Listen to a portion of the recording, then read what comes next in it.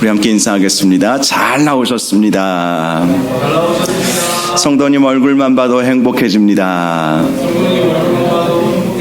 사랑하고 축복합니다. 사랑하고 축복합니다.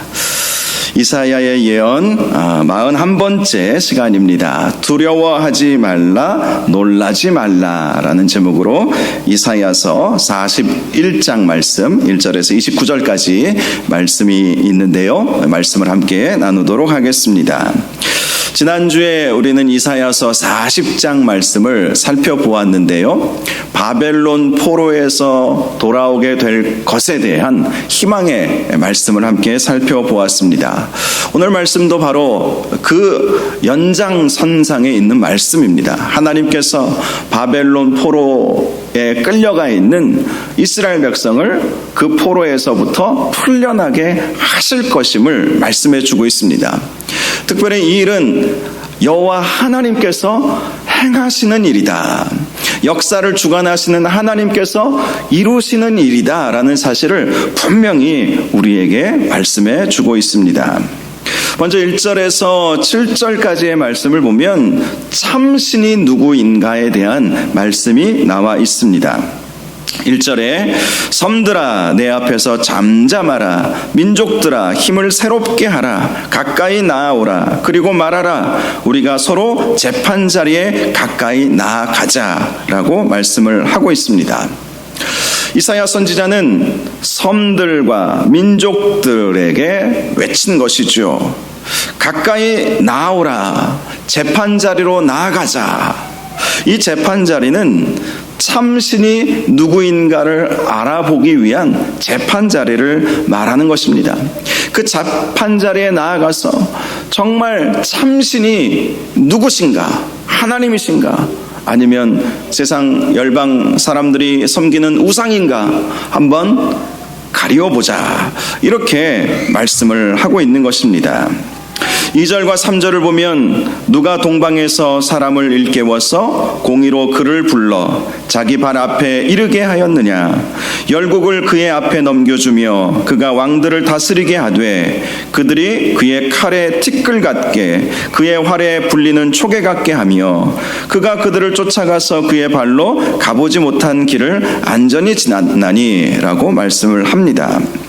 동방에서 사람을 일깨웠다라고 하는 이 말씀은 바사왕 고레스를 하나님께서 일깨우셨다라는 말씀인 것입니다. 하나님께서 바사왕 고레스를 일으키셔서 바벨론을 무너뜨리게 하신 것이죠. 여러분, 유다가 어떻게 바벨론 포로에서 끌려난 줄 아십니까? 우리는 말씀을 통해서 익히 잘 알고 있습니다. 바벨론이 망했기 때문이죠.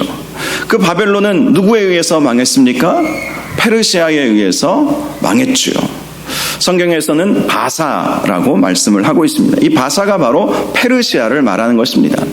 페르시아가 일어나서 바벨론을 무너뜨리고 특별히 그 페르시아의 고레스라고 하는 그 왕을 하나님께서 일으켜 주셔서 그 고레스 왕을 통해서 이스라엘 백성은 바벨론 포로에서 드디어 풀려날 수 있게 되었던 것입니다.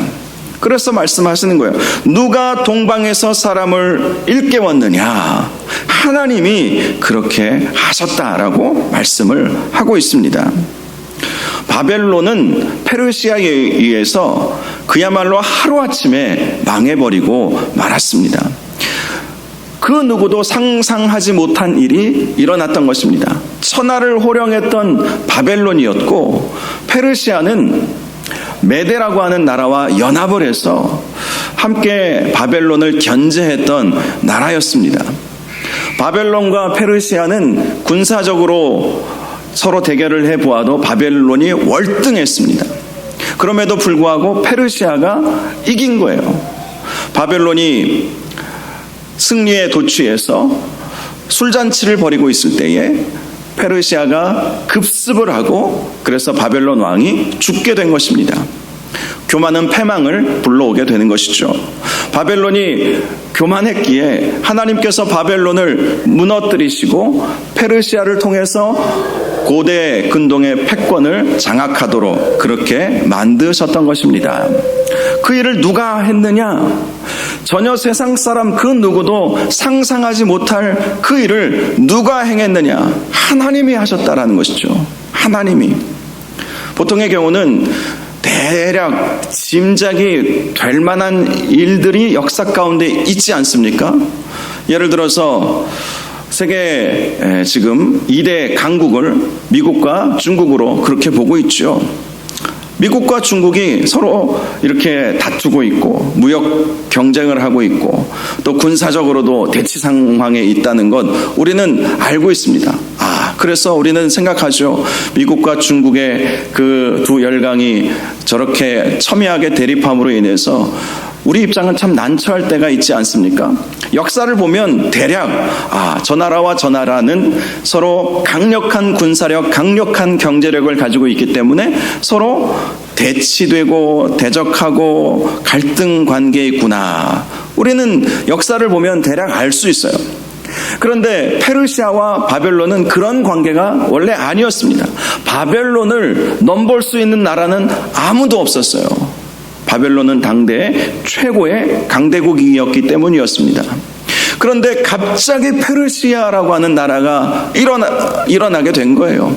그리고 그 가운데 고레스라고 하는 그 왕이 그 페르시아의 왕이 된 것이죠. 메데 페르시아 이 두 나라가 서로 연합을 해서 메데 페르시아 연합군을 만들어서 바벨론과 전쟁에서 이기게 된 것인데 그 누구도 상상할 수 없는 일이 벌어진 거예요. 우리는 이미 역사를 알고 있기 때문에 페르시아가 그만큼 강대했겠구나 이렇게 생각하지만 당시 사람들은 결코 그런 생각을 하지 못했습니다. 바벨론은 영원할 것이다. 바벨론은 건재할 것이다. 늘 그렇게 생각을 했습니다. 실제로도 그랬고요. 그런데 바벨론이 순식간에 하루아침에 망해버리는 놀라운 일이 일어나게 된 것이죠. 그 일을 예언한 사람은 아무도 없었습니다. 우상을 섬기는 선지자들도 전혀 그 사실에 대해서 예언해 준 바가 없어요. 그런데 하나님만이 예언의 말씀을 해주셨죠. 예레미야 선지자를 통해서 70년 후에 바벨론이 페르시아에 의해서 망하게 되고 이스라엘은 바벨론 포로에서 풀려나게 될 것이라는 사실을 하나님은 분명히 말씀해 주셨던 것이죠. 그래서 말씀합니다. 누가 동방 사람을 일깨워서 그러한 일들을 하게 했느냐? 하나님만이 그 일을 하게 하셨다라고 분명히 말씀을 합니다. 4절에도 이렇게 말씀하죠. 이 일을 누가 행하였느냐? 누가 이루었느냐? 누가 처음부터 만대를 불러내었느냐? 나 여호와라. 처음에도 나요. 나중에 있을 자에게도 내가 곧 그니라. 하나님만이 역사를 주관하시고 하나님만이 모든 역사를 꿰뚫고 계시면서 하나님께서 이스라엘 백성을 바벨론 포로에서 풀려나게 하시는 그 일을 이루셨다라고 말씀을 하고 있습니다. 그런데 5절에서 7절 말씀을 보면 그 하나님의 그 역사를 주관하시는 하나님을 모르는 사람들의 모습을 보여주고 있습니다. 그들은 바벨론이 멸망하고 페르시아가 흥왕하게 되자 두려워 떨게 되었습니다. 그래서 6절을 보면 각기 이웃을 도우며 이렇게 말씀을 하고 있습니다. 바사왕 고레스를 피해서 서로 돕는다라는 의미인 것입니다. 그리고 서로 힘을 내라 라고 격려를 하고 있습니다. 그리고 7절을 보면 목공은 금장색을 격려하며 망치로 고르게 하는 자는 매질꾼을 격려하며 이르되 땜질이 잘 된다 하니 그가 못을 단단히 박아 우상을 흔들리지 아니하게 하는도다. 페르시아가 이렇게 일어나니까 역사를 주관하시는 하나님을 모르는 사람들은 서로가 서로를 의지하게 되었고 더 나아가서 우상을 더 견고하게 만들면서 우상을 의지하게 되었다라고 말씀을 하고 있는 것입니다. 역사를 주관하시는 분은 하나님이신데 그 하나님을 바라보지 못하는 세상 사람들의 모습을 보여주고 있습니다. 그런데 하나님은 이스라엘 백성을 향하여 너희는 그들과 달라야 한다는 사실을 말씀해 주고 있습니다. 8절을 보니까 그러나 나의 종 너 이스라엘아 내가 택한 야곱아 나의 벗 아브라함의 자손아 라고 부르십니다. 하나님은 이스라엘을 나의 종이다 라고 부르시는 거예요. 또 나의 벗 아브라함의 자손이라고 부르시는 것입니다. 9절을 보면 이렇게 또 말씀합니다. 내가 땅 끝에서부터 너를 붙들며 땅 모퉁이에서부터 너를 부르고 내게 이르기를 너는 나의 종이라 내가 너를 택하고 싫어하여 버리지 아니하였다 하였노라. 자, 이 말씀은 이제 바벨론이 멸망을 하고 페르시아가 고대 근동의 패권을 장악했다 할지라도 하나님을 믿지 않는 사람들처럼 두려워하지 말라는 것이죠. 너희들은 나의 종이야. 내가 택한 백성이야. 내가 너희를 불렀어. 내가 너희를 버리지 아니하였어. 이 사실을 굳게 믿고 있으라는 것이죠. 역사를 주관하시는 분은 하나님이시기 때문에. 여러분, 우리는 역사의 여러 가지 변화 속에서 살아가고 있습니다. 역사가 어떻게 변화해 갈지 우리는 알지 못합니다. 역사학자들, 사회학자들은 지금의 이 시대를 신냉전 시대라고 표현을 하기도 해요.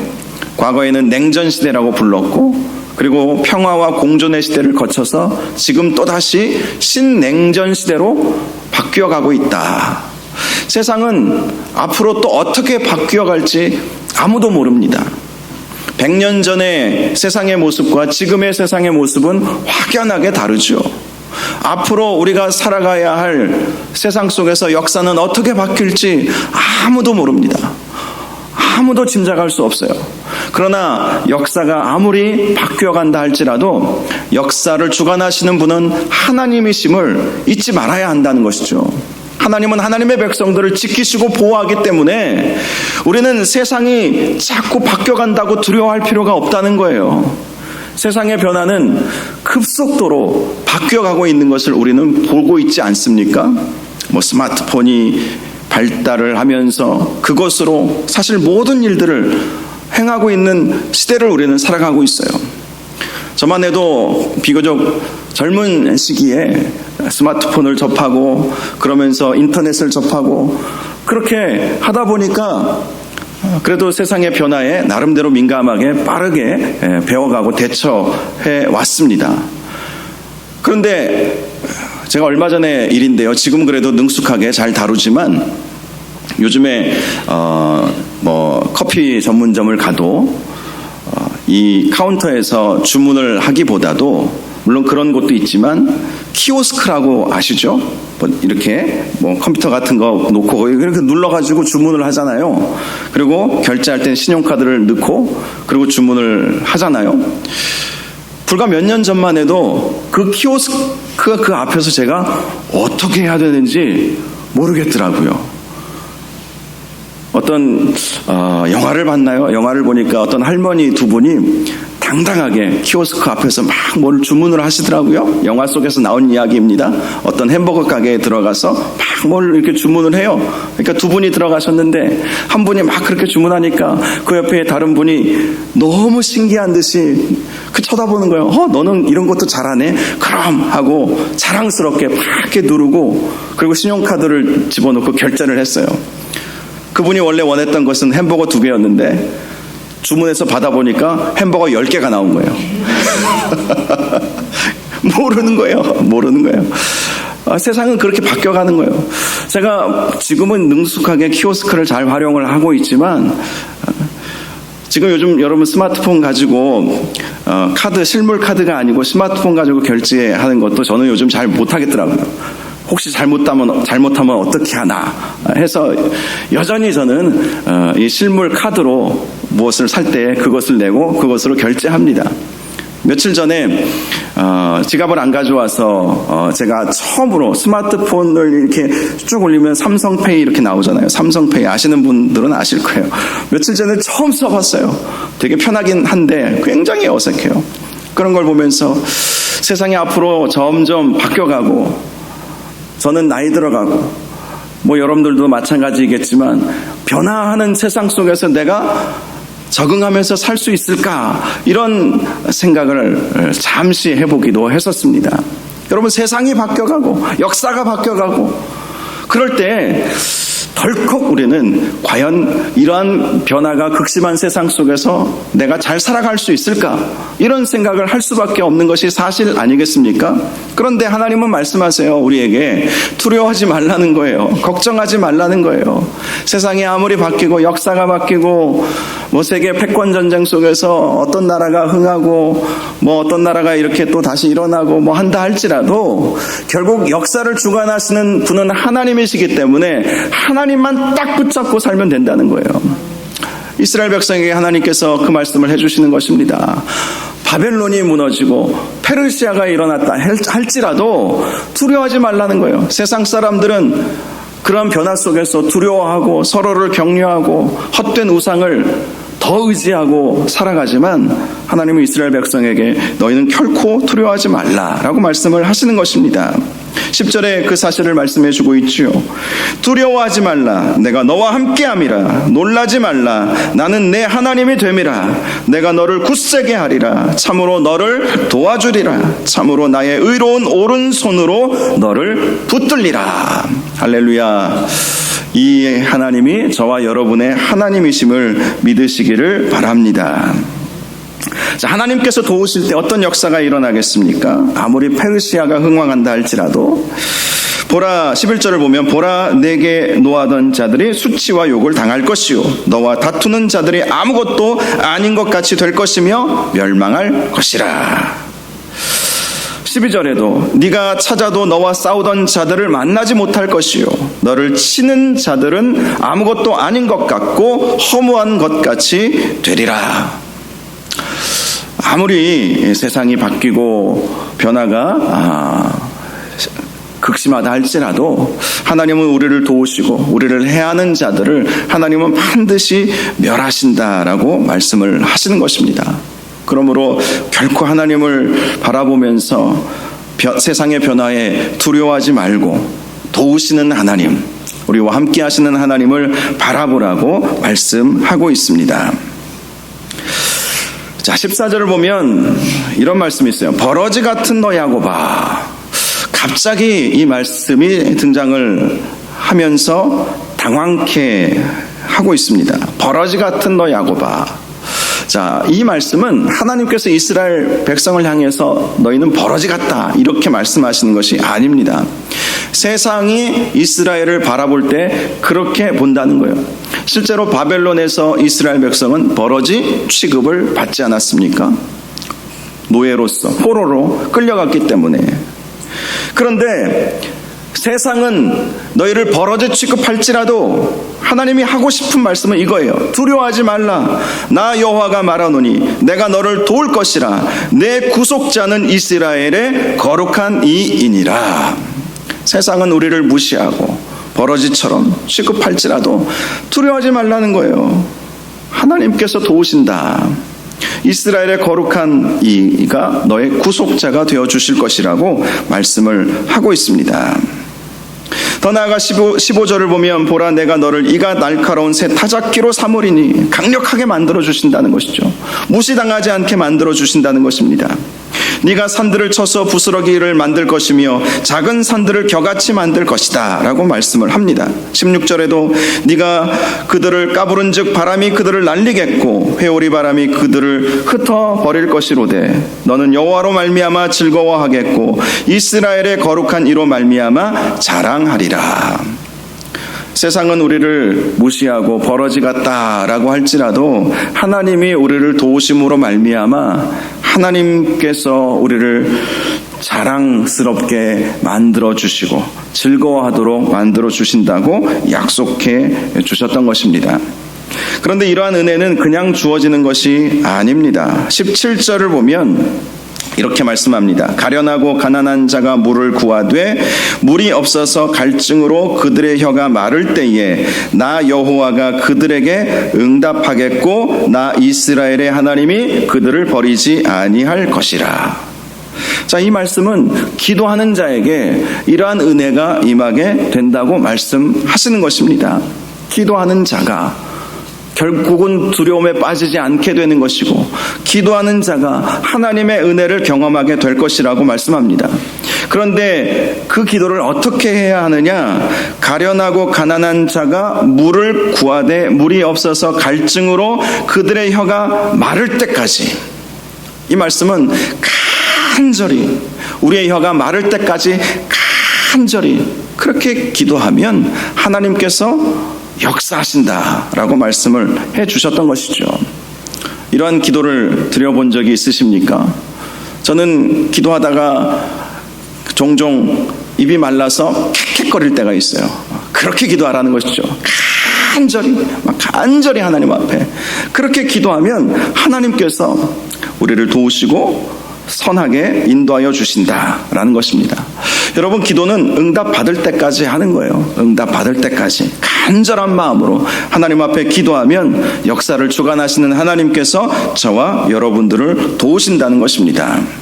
그렇게 기도하면 18절, 내가 헐벗은 산에 강을 내며 골짜기 가운데 샘이 나게 하며 광야가 못이 되게 하며 마른 땅이 샘 근원이 되게 할 것이다. 하나님의 놀라운 응답을 경험하게 된다고 말씀합니다. 19절에도 내가 광야에는 백향목과 시띠나무와 화석류와 들감람나무를 심고 사막에는 잣나무와 소나무와 황양목을 함께 두리니 라고 말씀을 하고 있습니다. 메마른 땅, 아무것도 없는 척박한 땅이라 할지라도 하나님께서 그곳에 정말 수많은 각양각종의 나무와 또 과실들을 맺게 하는 그러한 열매 맺는 나무들을 그렇게 나도록 만들어 주신다는 것이죠. 기도하는 자에게 이러한 은혜가 임하게 된다고 말씀을 합니다. 20절을 보면 하나님께서 그렇게 하시는 이유에 대해서 말씀합니다. 무리가 보고 여호와의 손이 지으신 바요 이스라엘의 거룩한 이가 이것을 창조하신 바인 줄 알며 함께 헤아리며 깨달으리라. 즉 하나님은 우리를 통해서 하나님이 어떤 분이신지를 보여주기를 원하신다는 것입니다. 우리가 하나님 앞에 간절히 기도할 때 하나님께서 역사하시는 것을 믿지 않는 사람들이 보게 함으로 하나님은 참신이시고 하나님은 역사를 주관하시는 분이시라는 사실을 보도록 하게 하기 위해서 우리가 간절히 하나님 앞에 기도하면 하나님께서는 마른 광야에 수많은 나무와 과실을 맺을 수 있도록 만들어 주신다는 것이죠. 그러므로 우리가 하나님 앞에 간절히 기도하셔서 하나님의 놀라우심과 하나님의 역사하심을 보여줄 수 있는 저와 여러분들이 되어야 할 것입니다. 하나님은 복 주시기를 원하시는 분이세요. 우리를 도와주시기를 원하시는 분이세요. 우리가 간절히 하나님 앞에 기도하면 하나님은 우리를 통해서 하나님이 얼마나 위대하시고 얼마나 놀라우신 분이신지를 보여주시고자 하신다는 것을 우리가 기억해야 하는 것입니다. 자, 이제 21절을 보면 이제 1절의 상황으로 다시 돌아가는 것을 우리가 발견할 수가 있습니다. 1절의 상황은 재판 자리로 나아가자 이렇게 말씀을 하고 있잖아요. 하나님은 우상들을 향해서 소송하라 이렇게 말씀을 하십니다. 소송하라.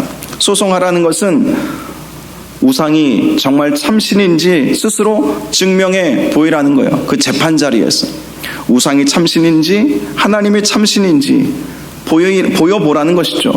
여러분, 재판 자리에서는 서로의 법리를 가지고 논증하면서 누가 옳고 그른지 가려내지 않습니까?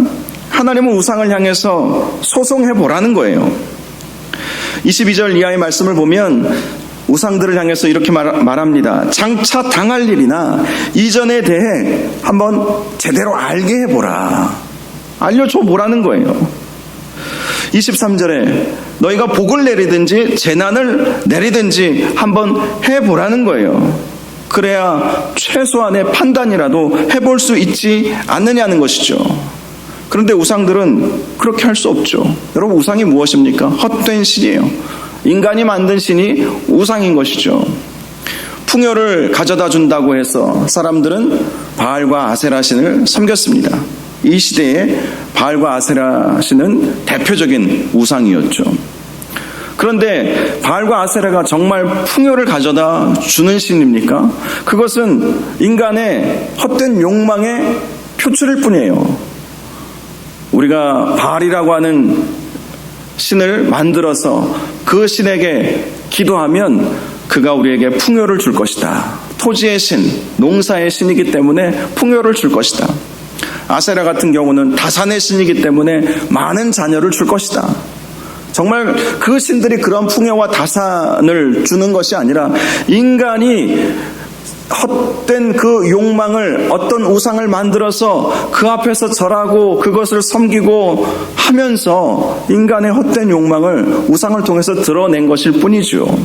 우상은 결코 장차 당할 일이나 이전의 일이나 재난이나 축복이나 아무것도 줄 수 없는 신이 우상인 거예요. 가짜 신이고 허무하다라는 것을 말씀합니다. 그래서 24절에 이렇게 말씀하는 것입니다. 보라, 너희는 아무것도 아니며 너희 일은 허망하며 너희를 택한 자는 가증하니라. 재판자리에서 하나님은 말씀하시는 거예요. 우상을 향해서, 우상을 섬기는 자들을 향해서 말하는 거예요. 한번 증명해 보라는 것이죠. 우상이 정말 참신인지 살아 역사하고 있는 신인지 한번 말해보라는 거예요. 그런데 우상은 아무 말도 하지 못하는 것이죠. 반면에 25절 이하의 말씀을 보면 하나님만이 참신이시다라는 것을 강조하고 있습니다. 하나님은 한 사람을 일으켜 북방에서 오게 하셨죠. 페르시아 고레스 왕을 일으키셨다는 것입니다. 페르시아 고레스 왕을 일으키신다는 것은 하나님의 그 일을 일어나는 것을 보고 하신 말씀이 아니라 그 일이 일어나기 한참 전에 하나님께서 이미 예언해 주신 일이 일어난 거예요. 예레미야 선지자를 통해서 그 일에 대해서 말씀해 주셨죠. 선지자들의 말씀, 선지서들을 통해서도 우리는 하나님께서 앞으로 어떻게 행하실지 이미 다 말씀을 통해서 알고 있습니다. 바벨론 포로로 끌려가기 전부터 하나님께서는 다 말씀해 주셨어요. 하나님만이 참신이시다라는 사실을 말씀해 주고 있습니다. 하나님은 하나님의 이름을 부르는 자를 해돋는 곳에서부터 오게 하셨죠. 바벨론 포로에서 풀려나게 하셨다라고 말씀을 하는 것입니다. 하나님만이 그렇게 하신다는 것입니다. 그 어떠한 우상도 이에 대해서 말해준 적이 없었다는 것입니다. 하나님만이 말해주었고 하나님만이 증명해 주었던 일이라고 페르시아 고레스 왕이 일어나서 바벨론을 무너뜨리고 이스라엘 백성이 포로에서 풀려날 것이다. 이 사실은 하나님만이 알려주신 일 아니냐라고 말씀을 하는 것입니다. 27절, 내가 비로소 시온에게 너희는 이제 그들을 보라 하였노라. 내가 기쁜 소식을 전할 자를 예루살렘에 주리라 라고 말씀을 하고 있습니다. 하나님만이 이 놀라운 일을 하시는 분이시다라고 말씀하고 있는 것입니다. 오늘 이 이사야서 41장 말씀은 우리에게 주는 교훈이 있습니다. 바벨론 포로와 같은 인생의 어려운 문제를 풀어주시는 분은 오직 우리 하나님밖에 없다는 사실을 강조해주고 있습니다. 세상의 많은 사람들은 인생의 위기 속에서 하나님을 찾지 않습니다. 그들은 그들 나름대로의 신을 만들어서 그것을 의지합니다. 그러나 인간이 만든 신은 아무런 능력도 나타낼 수 없는 것입니다. 우리에게 아무런 도움도 주지 못한다는 사실을 강조하고 있는 것입니다. 하나님만이 인생의 어려운 위기 속에서 해답을 주시는 분이시고 우리가 하나님 앞에 간절히 기도할 때 응답하여 주시는 분이심을 말씀해 주고 있습니다. 그러므로 결코 세상의 변화를 보면서 우리 인생의 위기 가운데에서 두려워하지 말고 놀라지 말고 우리를 도우시는 하나님만을 바라보며 살아야 한다고 말씀을 하고 있습니다. 이 사실을 항상 기억하시고 우리의 어떠한 인생의 위기가 온다 할지라도 하나님만이 나의 도움이시다라는 사실을 굳게 믿고 우리를 도우실 하나님 앞에 간절히 기도하시는 저와 여러분들 되시기를 바랍니다. 그러면 바벨론 포로에서 이스라엘 백성이 풀려난 것처럼 그 어떠한 문제, 그 어떠한 위기에서도 우리가 풀려나고 하나님의 은혜와 하나님의 복을 누리게 된다는 사실을 꼭 기억하시는 저와 여러분들 되시기를 주님의 이름으로 축원합니다. 기도하겠습니다. 거룩하시고 존귀하신 아버지 하나님, 하나님만이 참 신이신 줄로 믿습니다. 하나님만이 인생의 여러 가지 어려움 속에서 우리를 도우시는 분이심을 믿습니다. 아무리 우리가 두렵고 우리를 놀라게 하는 상황이 온다 할지라도 결코 두려워하거나 놀라지 않게 하여 주시옵시고 오히려 기도하게 하셔서 우리를 도우시는 하나님, 우리와 함께 하시는 하나님, 그 하나님만을 의지하며 바라보며 그 하나님 안에서 참된 기쁨과 즐거움을 얻으며 살아갈 수 있는 저희들 되게 하여 주옵소서. 예수님의 이름으로 기도하옵나이다. 아멘.